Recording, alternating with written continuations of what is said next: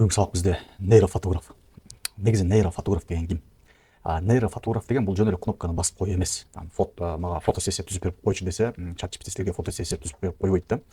Нейрофотограф ол биринчи очеретте визуалдык идеяны жараткан режиссер. Демек, нейрофотограф болуш үчүн силерде мындай видение, визуализация, кандайдыр бир креативность болуш керек да. Албетте жаңы баштаганда баары туурайт, баары бири-бирин туурап көрүп, үйрөнөт. Мен деле ал баштан өткөн, мен эң биринчи нейросетке кирип атканда, мен турагам, бирөөлөр турап жасагам, фотолорду турап кылгам, ошентип баягы үйрөнүп алгандан кийин дальше уже өзүмдүн воображением иштеп баштаганда. То есть ошол себептен мисалы нейрофотосессия бул өзүнчө бир бөлүк да, өзүнчө направление да. Бул жакта дагы иштеп акча тапсаңар болот. Чоң акча, чоң киреш тапса болот. Балким окуучулардын арасынан действительно баягы фотограф болгусу келип жүргөндөр бар да. Мен ушу сүрөт жаратсам, сүрөт кылсам дегендер болуп калышы мүмкүн. Ушу фото кызыгып калгандар болушу мүмкүн. Ошолор үчүн силерге чоң мүмкүнчүлүк, себеби бул действительно аябай сонун курал да, нейрофотосессия. Жөнөкөй фотографтан эмне айырмачылыгы бар, жөнөкөй фотографтардан мисалы мурда фотосессия кылыш үчүн аябай көп каражат кетчү да. Ошондой эле мисалы тоого барыш керек болчу, же болбосо бир атайын отельге, гостиницага барып, красивый жерге барып сүрөткө тартыш керек болчу да, там кийиниш керек болчу, даярданыш керек болчу, макияж кылыш керек, кызык кишилерге да укмуш эми азап да фотосессия кылышчу. Бир күн кечке кетет, ошол там болгону бир 10-15 полезный сүрөт чыгат, ошого бир күн кетет. Фотограф колчогон акча бересиң, там 500-600 алчу да бир фотосессияга. Ошонун баары тең жеңилдетти. Айтып кеткендей эле рекламный ролик жараткандай эле фотосессия кылуу аябай жеңилдеди да. Азыр жөн гана силерде идея, фантазия, креативность керек болду. И ошону менен сонун фотосессияларды жаратсаңар болот. Живой, кадимкидей, натуральный да, то есть жөнөкөй фотографтыкынан дагы сонун кылып жасап салса болот. Профессиональный фотографтын деңгээлинде кылып жасап салса болот. Ошону үйдөн эле кылсаңар болот. И кимдерге выгодно бул? Заказчиктерге, биздин клиенттерге выгодно болот атпайбы? $600 фотосессияга бергенден көрө, там силерге $100 берсе, силер ошол эле сонун кылып там 20-30 штук жашынакай фотосессия ар кайсы локацияда кылып берип койсоңор болот да. Париж, Нью-Йорк, Сан-Франциско, Гонконг, Кыргызстан тоолорунун арасында, сонун дагы ресторанын ичинде да. То есть бул ушунун баарына мүмкүнчүлүк берип атат да. И бул жерден да акча табыш аябай сонун болот. Мисалы, жакшы кылып портфолио жасайсыңар, сонун фотосессияларды киргизесиңер, и ал жактан заказдар түшө баштайт. Обязательно таргет кылыш керек. Жакшы биринчи портфолио жасап алып туруп, анан таргет кылсаңар, ал жактан акча түшө баштайт.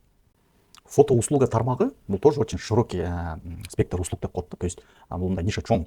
Дайыма чоң нишага кирип атканда мен совет кылам дагы поднишаларды кара дейм да. Чоң нишада кандай подниша бар? Мисалы, фото кызматында, фотосессия кызматында чоң ниша болгондуктан подниша бар. Бул кандай? Бул только модельный деп коет. Только аял кишилерди сүрөткө тартасыңар да, эркек кишилерди, то есть модельди тартасыңар. Модель деген бул адамды жаратасыңар, фотосессия аласыңар да. Эмне үчүн аралаштырбаш керек? Туруп тамакты тартып, туруп модельди тартып, туруп машиналарды тартып, туруп үйлөрдү тартып да. Себеби мен биринчи презентацияда айткам, все знающий специалист никому не интересный депчи. То есть баардыгына аралашкан адам ал мындай профессионал боло албайт бир тармактачы. Баарын чогуу алып кете албайсың по-любомучу. Бир направление менен кетиш керек. Ошондуктан мисалы силер азыр фотосессияга кирем десеңер, нейрофотого кирем десеңер, ушу направлениеге кетем десеңер, сөзсүз бир тармакты тандап алгыла. Только тамакты сүрөткө тарткандар бар. Инстаграмга кирип туруп фуд фото десеңер, фуд фото деп жасаңар чыгат. Только тамактарды, ресторандар менен иштейт да, только ресторандар менен иштейт.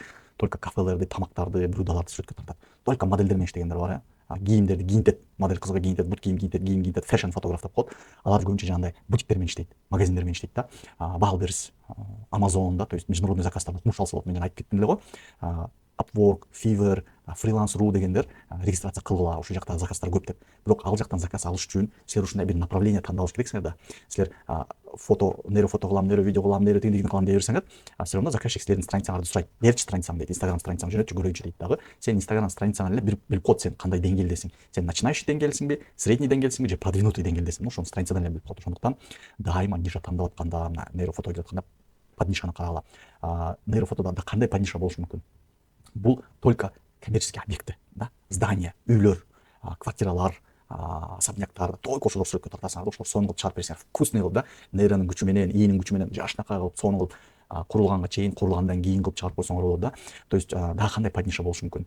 Тамак аш айтып кеттим, фуд, мода да, стиль, модель, кстати, косметика, бьюти деп коет, косметика, только косметикаларды гана сүрөткө чыгарасыңар. То есть кыздар кантип косметиканы колдонушат, ошону гана сүрөткө чыгарасыңар деп. Бул жакта өзүнчө направление, аякта да аябай спрос чоң. Эгер ошол направлениедан, ошол поднишадан силер өзүңөрдү көрсөтүп алсаңар, көп кишилер силерге кайрылат. Просто азыр мына мен байкап атам, Инстаграмга кирип атам, баардык нейронщиктер и специалисттер, нейроспециалисттер бүт аралашып кеткен да. Ар кайсына жүктөй берген. Почти меникиндей, меники деле ошондой байкасаңар. Мен деле фотосессия кылып атам, видео кылып атам, рекламасын деле кылып атам, клибин деле кылып атам да. Бирок менин баарын эмне үчүн мен мунун баарын кылып атам? Анткени мен изначально мен бұл үйретем деген дағы мақсатым бар болды да, мен елдерге үйретем деген мақсатым болғандықтан елдер менің страницама келіп көріш керек, Айбек фотосессияны да біледі екен, Айбек рекламаны да біледі екен деп. Ошондуктан мен ар кайсы нерсени кылганда мен жажда информация болгондо мен тигин да үйрөнгүм келген, буну да үйрөнгүм келген.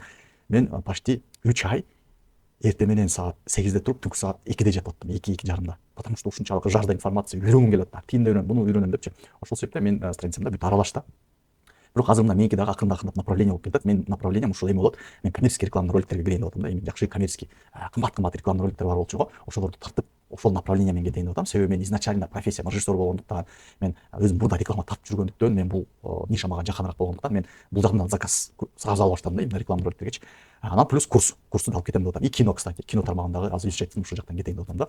Ошол үчүн нейрофотосессияны баштап атканда дагы бир кайтып алып кетем. Бул өтө широкий ниша, под нишага кирип алгыла. Башында без проблем, башында үйрөнүш үчүн модельди да кылып көргүлө, тамактарды да кылып көргүлө, недвижимость здание кыла бергиле башында үйрөнүш үчүнчү. Андан кийин өзүңөр карайсыңар да, кайсыл силерге жагат, кайсыл силерге жакыныраак, кайсы менен силерге иштеш оңой да, ошону таап алгандан кийин анан ошол направление менен кете бересиңер. Азыр мен мисал катары силерге 1-2 страница көрсөтүп коеюн. Мисалы могул мен таптым Инстаграмдан, бул ким экен? Илона Бражник дейт. Астанадан экен. Байкасам жалаң кочевнический стиль. Только кочевнический стиль и модельдер менен иштейт, көрдүңөрбү? Өтө мындай өзүнүн конкретный стили бар, өзүнүн конкретный направлениясы бар. Байкалат, жокмуш сонун контенттер жаратат, бул мага аябай жагат. Мына именно баягы исторический образ, модель да, мындай Египет, кочевник да, арасында мына орустарды да аралаштырыптыр, түрктөрдү, орустар. Бирок общий страницага киргенде эле уже понятно да, и байкасаң көбүнчө крупный план беттер, модельдер да, средний крупный пландагы жазайт экен да. Эгер ылдый түшсөк, могундан баштаптыр. Тоже бир аз аралашып кеткен, мына бул жерде аралаштырат, көрдүңөрбү? Баары деле ушундан баштап, баары тең аралаштырып баштайт. Мына бир аз аралашкан, могуну жазаган, мультиктерди жазаптыр момундай. И акырын модельниге өтүп кеткен да. Өзүн тапкан, то есть өзүнүн направлениясын, просмотрлары да күчтүү аябай. Так, мына заказ алам дейт, заказга мына agency, NSL NGC кайылга дейт. Бул жакта дагы мына модельдер менен иштейт, көрдүңөр. Только муну мисалы исторический, мындай какой-то бир костюмдар менен, образдар менен, кочевнический болот да, арабский да, а бuyakта чисто современный модель кыздар, көрдүңөр. Современный модель кыздар менен иштейт экен. Тоже фото с услугамдаки пара да, тоже пара да, фотомодель кыздар, конкретный направлениясы бар да. Ушундан эле байкасаңар болот, ким уже кандай уровеньде да. Ушул уровеньге келсеңер, акырындап ушул уровеньге келсеңер, чынында силерде постоянно заказ болуп жакшы доход чыгасыңар. Мынакей фото, видео и промпты дейт. Создать фото за 1 минуту по ссылке дейт. То есть по ссылке дагы заказ кылып койсоңор, мен жазап берем дейт. Дагы бир инсайт айтып кетейин, өтө маанилүү инсайт. Нейрофото бул жерде слайдтан көрүп атасыңар. Адам баласы сүрөт сатып албайт. Адам баласы именно образ сатып алат да. Өзүн кантип көргүсү келет, өзү каякта болгусу келет, ошол образды сатып алат. Ошондуктан силер фотосессия кылып атканда ошондой образдарды жаратыш керексиңер. Эгер индивидуальный жандай фотосессия под заказ кылабыз десеңер, то есть эме менен иштесеңер да, B2C деп коет, бизнес to клиент, то есть клиенттер менен, жөнөкөй адамдар менен иштесеңер. B2B сегмент деп коет, бул бизнес to бизнес, ал уже жана бутиктерге, всякие кафелерге, кафе ресторандарга образ жаратасыңар да. То есть кафе ресторан, допустим, өзүнүн блюдосын сатып атат, Инстаграм страницасына киресиңер, сүрөттөрүн карайсыңар, сүрөттөрү начар жазалган, все, анын сүрөттөрүн сонун кылып жасап берсеңер дагы, ошол ресторанга, ошол кафеге жөнөтөсүңөр. То есть силер фотосессия менен алар кандай болгусу келет көрсөтүп атпайсыңарбы? Ошондой эле бутиктер страницасына киресиңер, бутиктерди көрөсүңөр, сүрөттөрү начар да, слабый, и мен сонун кылып жаратып берсеңер, ошол бутиктерге жөнөтөсүңөр, алар көрөт, и сонун кылып жасайт турбай, обязательно обратная связь болот, обязательно силерге жазат, кайрылат. Бул иштей турган техника да, бул уже годами проверенный техника. B2B и B2C клиенттер менен иштөө